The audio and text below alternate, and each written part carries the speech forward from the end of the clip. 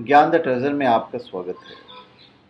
और हम आपको बताएंगे कि द्रौपदी के अलावा पांचों पांडव जो थे उनकी कौन कौन सी पत्नियां थी, कितनी पत्नियां थी और पुत्रों के नाम भी बताएंगे।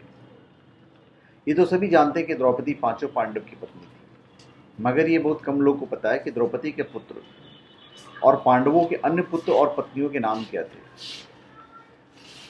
तो सबसे पहले हम आपको बताते हैं द्रौपदी से पैदा हुए पांचों पांडव के पुत्रों के नाम और पांडवों की अन्य पत्नियों के पुत्रों के बारे में। देखिए, पांडवों की पहली पत्नी तो द्रौपदी थी। द्रौपदी ने 5 पांडवों से विवाह किया था। उन्होंने एक एक वर्ष के अंतराल से पांचों पांडव के एक एक पुत्र को जन्म दिया था। द्रौपदी से जन्मे युधिष्ठिर के पुत्र का नाम था प्रतिविंध्य। भीमसेन से हुए पुत्र का नाम था सुतसोम।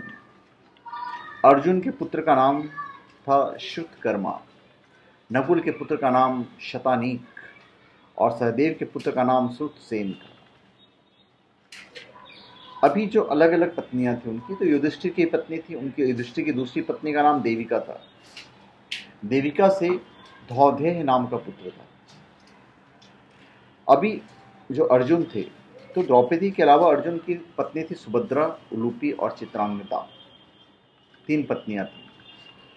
सुभद्रा से हुए अभिमन्यु, उलूपी से इरावत, चित्रांगदा से वब्रुवाहन नामक पुत्रों का जन्म हुआ। फिर थे भीम। द्रौपदी के अलावा भीम की हिडिंबा और बलंदरा नामक 2 और पत्नियां थी। हिडिंबा से घटोत्कच और बलंदरा से सर्वंग का जन्म हुआ। फिर है नकुल।